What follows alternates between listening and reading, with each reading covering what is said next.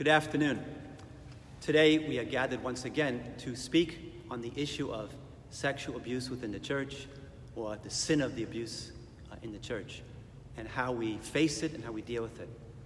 Before beginning this presentation, I'd like to first clearly and emphatically state a few things. First, I'm not here to defend the institution or any particular person. I'm not here to apologize for the criminal or sinful actions of any brother priest, bishop, deacon, religious, or others who have ministered in the church. And I'm not here to point a finger to blame them. I'm here simply to present some facts and to share my experience in regards to the hurt, the anger, and the shame that I too feel as a member of the family of God, as a faithful servant of the church trying to bring Christ into the lives of others. And to have all of us pray together for this situation. Just as a word to everyone here, there will be two opportunities for you to ask questions here and those who are watching us live streaming. Halfway through, I'll pause for questions, and then again at the end, I'll do the same thing. Allow me to continue. I'm going to introduce myself for those who don't know me. My name is Father Larry Duncklee. I've been the pastor here at St. John the Evangelist in Riverhead for the past 7 years. I was ordained a priest May of 1980. I was also certified by the National Association of Catholic Chaplains as a hospital chaplain before I was ordained. I've served in several parishes, also as a chaplain at Matthew Memorial and St. Charles Hospitals for 6.5 years. I myself have never abused anyone, unless some of you feel that my homily might be too abusive sometimes. Nor have I ever committed a crime, except for a speeding ticket. And most important, most relevant, is that in all the places I've been in, I have never lived or served with a brother priest, deacon, bishop, or any staff member or volunteer who abused anyone. Some of the most painful moments of my priesthood was when I trusted, or when I was trusted enough by a few abused persons who came to tell me their story. All except one was way after the statute of limitations, and they were really cries for help, a cry for one to listen, not to judge them, but to validate their story and help them on the path to healing. A few times, the abused person only wanted to have the abuser admit out loud to them what they did and why they did it to them. Some of them turned to alcohol or some other destructive behavior to cope with the whole tragic chain of those events.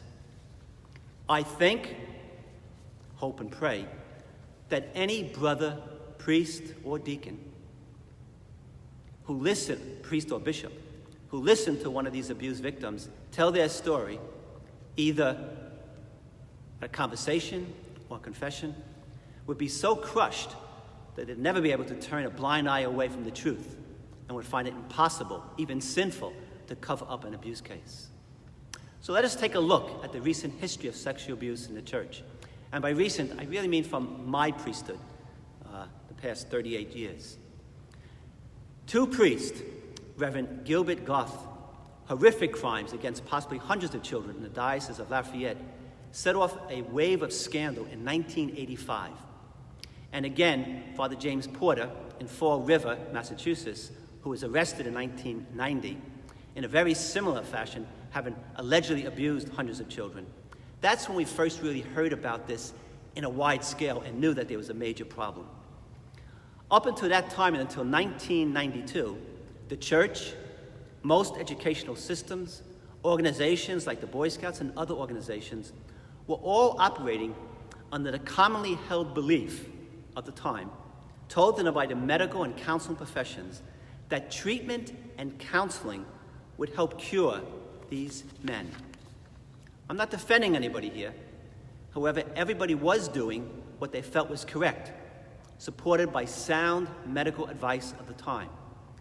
The instances were more widespread than we came to know later on. They were kept under wraps by everyone who knew about it: the church, lawyers, civil authorities, even many of the families of the abused, as well as the abused victim themselves. And there's many reasons why they hid that. The church was widely criticized when it was discovered that some bishops knew about some of the alleged crimes committed, but reassigned the priest instead of seeking to have them permanently removed from the priesthood. In defense of this practice, some have pointed out that public school administrators engage in a similar manner when dealing with accused teachers, as did the Boy Scouts of America and other organizations. In response to these allegations, defenders of the church actions have suggested that in reassigning priests after treatment, bishops were acting on the best medical advice, a policy also followed by the U.S. public school system when dealing with accused teachers. Some bishops and psychiatrists have asserted that the prevailing psychology of the time suggested that people could be cured through counseling. Many of the abusive priests had received counseling before being reassigned. They were allowed to resume their previous duties with children only when the bishop was advised by the treating psychologist or psychiatrist that it was safe for them to resume their duties. One of the problems, though, was that when they were reassigned, many of the people in that parish, many of the staff, even the pastors sometimes, did not know of the previous abuse cases, so they were not looking for it. From a legal perspective, the most serious criticism, aside from the incidents of child sexual abuse themselves, was the failure to report accusations to the police. In response to a failure to report abuse, lawmakers have changed the law, making reporting of abuse to police compulsory, because it was always a crime. For example, in 2002, Massachusetts passed a law requiring religious officials to report the abuse of children, and others have followed suit. It is in 1992 that things began to change, and everyone came to know that this was not curable and that it was a horrendous crime and action. At that point, the dioceses around the country should all have been reporting cases to authorities, since it was a crime. Only in 2002, when the Boston Globe opened up the eyes of the world to systematic cover-up, did things really change. At that point, the U.S. bishops developed the charter, which say anyone who had a credible accusation against them had to be removed from ministry. It had to be reported to civil authorities. At the same time, they developed one of the most extensive and highly reputable systems for prevention of abuse by a rigorous screening system. That system is administered by an outside agency that we pay for and that pretty much all the dioceses pay for. The diocese does not administer it or do the screening. No one can work, volunteer, or minister in the church without this screening. In addition to the screening, everyone is also required to attend training. This training helps people to spot signs of abuse and also to help set up systems and procedures and guidelines so as not to allow abuse to happen. At this point, I'll stop if anyone has any questions.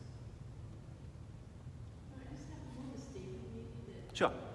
I know this issue of the statute of limitations, and I think that's a major part of the problem because whatever it is. Okay, the person here says that the statute of limitations is a problem because it allows it to continue and to be covered up.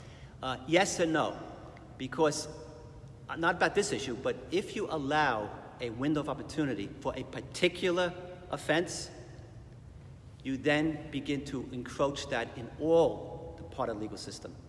You also would not have the ability or the court system or the judges to hear all those cases and deal with it. You also have time, which clouds memories and facts, and you also have many people who are dead. On top of that, it's not a fair system because the law allows no cap whatsoever on civil suits brought against the church. However, in the educational system, it's only $50,000 is the cap. So if it was to be fair across the board, I would support it. But if it's not fair across the board, I would not.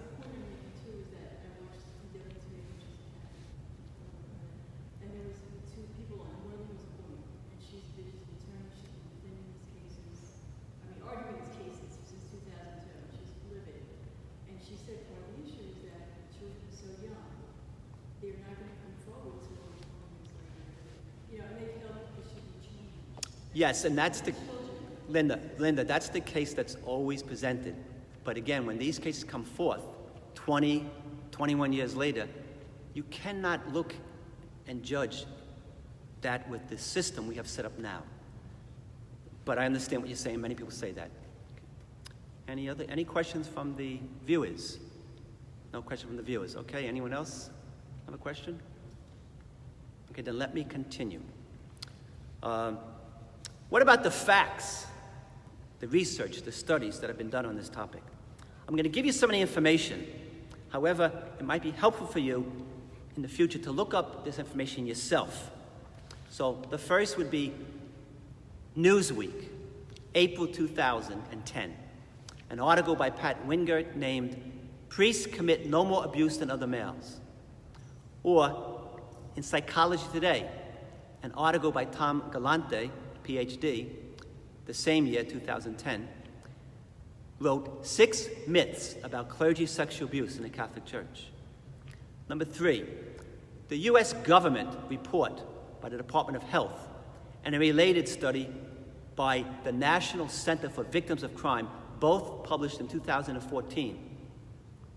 And then facts and statistics that you can find from the Centers for Disease Control. And then finally, the John Jay College of Criminal Justice report done in 2002.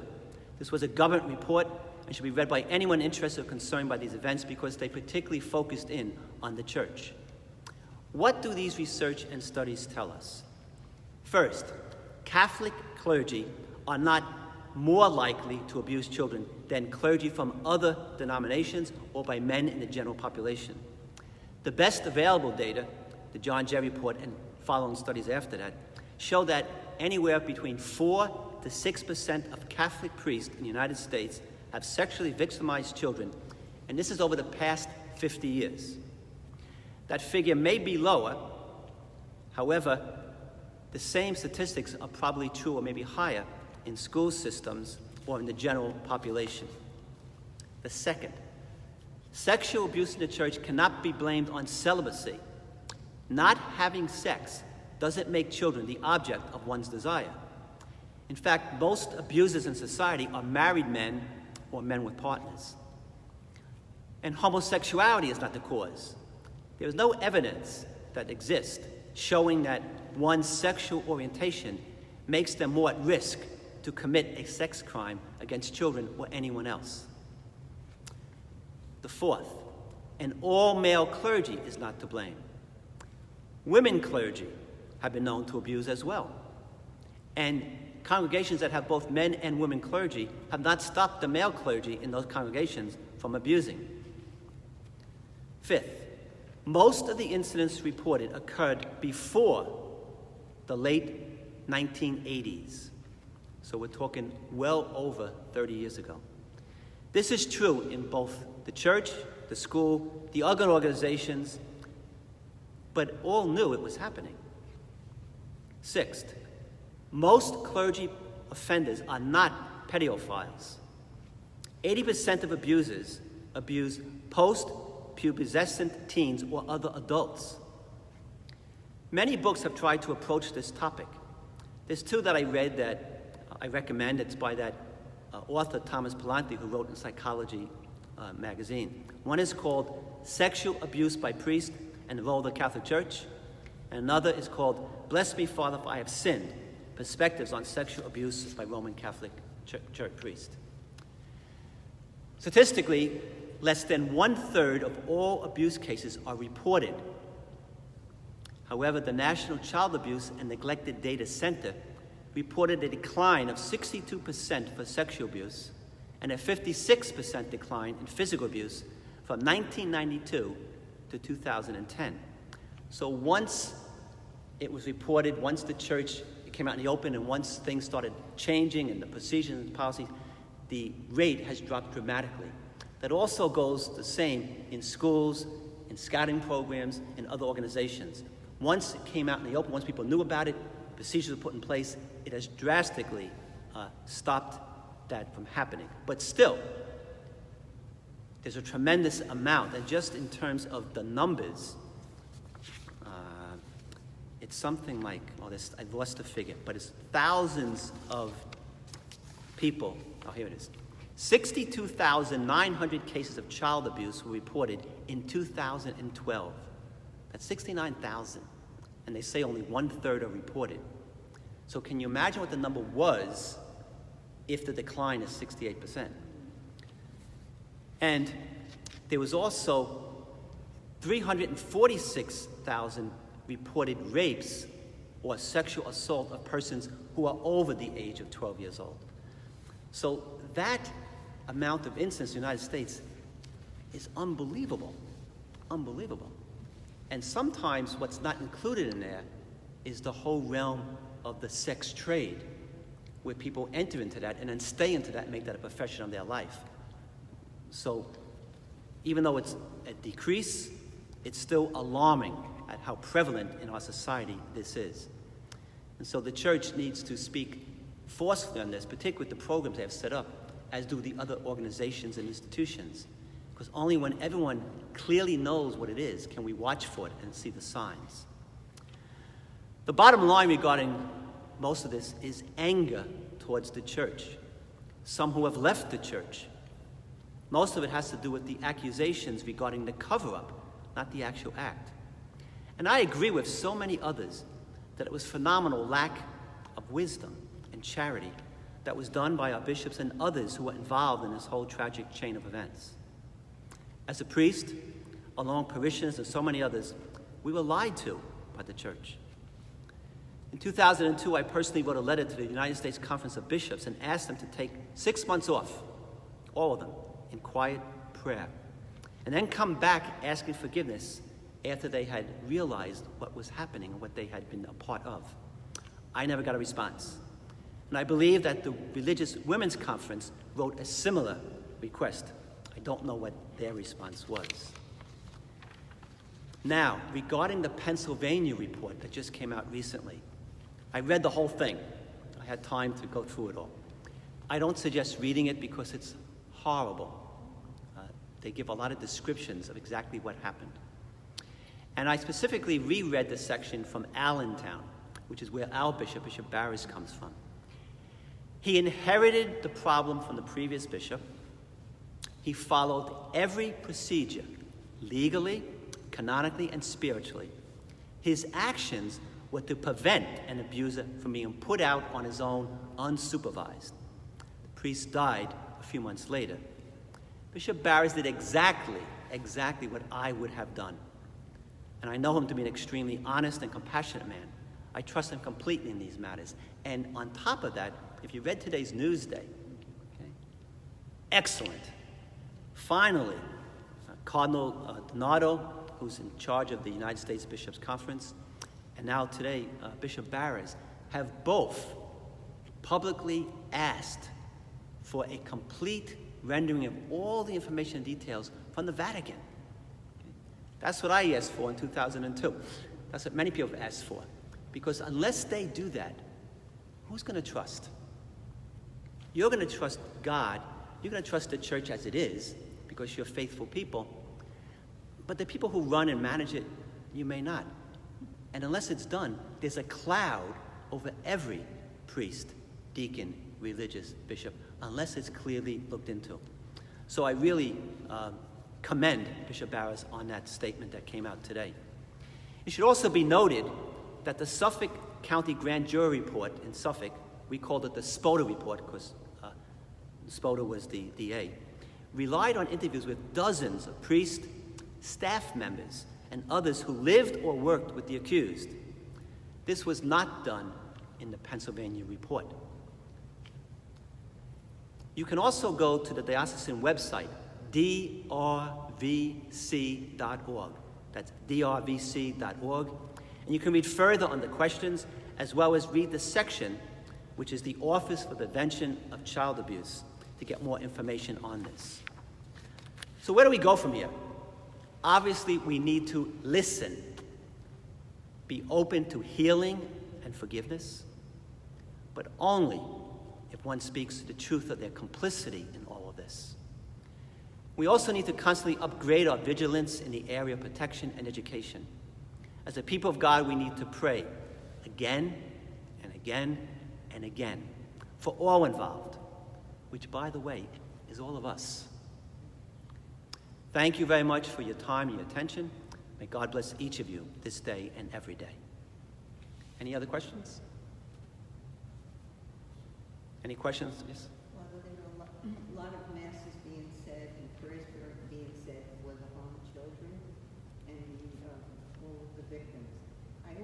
believe that our priests, our father, and other priests that are serving us feeling more pressure than some of the victims. And I think masses and prayers should be offered for that. Thank you very much. And there are people who have offered masses for us. Some of us, when we have, like for instance, Bishop Sell and I, we can celebrate every day pretty much. So if whoever is not celebrating, whoever's not the main celebrant, the other person can do their own intention. And so when I do that, I pray for my brother priest and bishops. Yes, and others do that too, I'm sure. I was just saying about the website, you see that this morning is a letter downloaded yesterday from an attorney that worked with Bishop Barris for 15 years pro bono to help him fight against sex abuse. Whether you agree with, Barris or not, it's just a letter explaining in detail what she did do. Right, it's on the website. Right, that's what I'm saying. Everything is on the website, so I would go to that. I only listen to that. I struggle with my offering in church. I thought about this before it came out. Is that money going to people? I'll put it to you this way, Linda, I'll put it to you this way. The question was asked about the donations that you give, do they go to pay the lawsuits? Okay, I forgot to mention something that I mentioned the other day. Insurance companies. There's a particular insurance company that insures 40,000 churches. And the rate that is charged the Catholic Church is not more than any of the other churches, which means the insurance companies have investigated this and realized that the church does not abuse more than other congregations. And believe me, insurance companies are not going to lose a cent. They're going to make sure. So that's number one. The other issue is that the church has forever been in the forefront of pretty much all major endeavors. The church was in the forefront of the university system in Europe. The church was in the forefront of orphanages, centers for the AIDS and cancer treatment. The church has been in the forefront with the street people, everyone. The church has always been in the forefront of that and always put their money to that. In this diocese, along with those entities, the work that is done in Catholic Charities, which is the biggest recipient of our Bishop's Appeal, Catholic Ministers' Appeal funding, and many other organizations, it's the ministries that is being supported.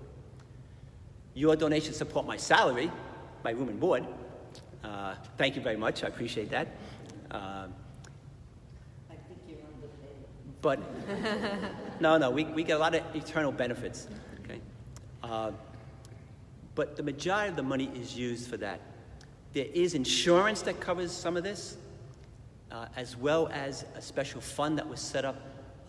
Bishop McGann, way back, had set up a fund for, as strange as it sounds, for the uninsured perils. One of them was trampolines. So if a school had a trampoline or like a gymnastic, that wasn't insured. So he set up a fund for that, and it was never hardly ever used. That fund built up over time, and some of that money is coming from that fund as well. And there are also some generous big donors who have donated money specifically for that. Yes, some money is being diverted from other agencies, from other things in the diocese to pay that. I have no idea how much or from where it comes from. We don't get those facts. So Ed Brown asks, how are the faithful to understand religious who have been rewarded for hiding and orchestrating the cover-up of the clerical perpetrators in our own diocese? Okay. Again, as I said very clearly, anyone who covered up, in my opinion, committed a crime and a sin. Anybody. No matter what they were doing it under, what auspices or what idea or what thought they had. Because it was always criminal. As an example, if someone came to me, and they have in the past, a mother comes to me with her 16-year-old daughter who's pregnant and wants me to get them to marry the guy that did it, I always called the police. Even though they didn't want it, I always did. Because it's a crime. It's statutory rape. I know that. So anytime a crime is committed, it's our duty to report it. Now, the people who covered up, they have to deal with that themselves. And again, why did they cover it up? How did they cover it up? I'm not like I said, I was never involved in any single case. I was not interviewed by the DA. No one I ever lived with did anything. I'm happy about that. But I don't know. So I have no idea. Many of them are not rewarded. Okay? Many of them are no longer serving. Some of them have committed suicide. Some of them have turned to alcoholism. So it's not as rosy as a picture. They were rewarded for that. And now, particularly with Cardinal Donato and Bishop Barrett says, hopefully the other bishops will all get on board, because I am sure that more than one or two people knew about the stuff that was going on. Only by other people telling me that other people knew. I was on vacation recently, and someone who's not in the church, but who supports the church very well and financially very well, told me to expect a lot more, because he knows stuff. So if this is an outside person knowing stuff, I think the people in the church also know stuff. So.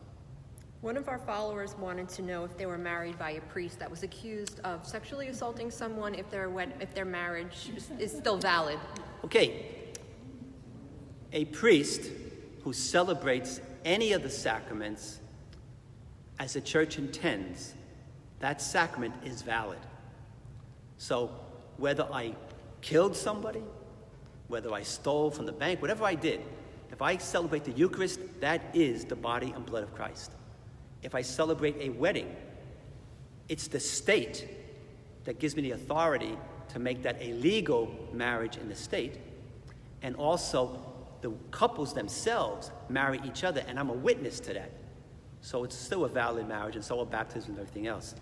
As an example of that, the church protects and defends and supplies always to the people in the best it can. So in those cases, the church provides, even though the priest might be a bad priest. If I went into the bakery and said the Eucharistic prayers over all the buns and muffins in the bakery, it's not the Eucharist, because that's not what the church intends. The church even protects me from me by not allowing that to happen. So we're very fortunate that the church has created all those rules and guidelines. That's all for now. I just asked if anybody else had any questions. Okay, if anyone else had any questions and you want to send them in the future after you look at this and take some time, please do so. That's pretty much it. I got to run now to the hospital. Someone called me before. I got to go see someone who's not too well. Have a great day.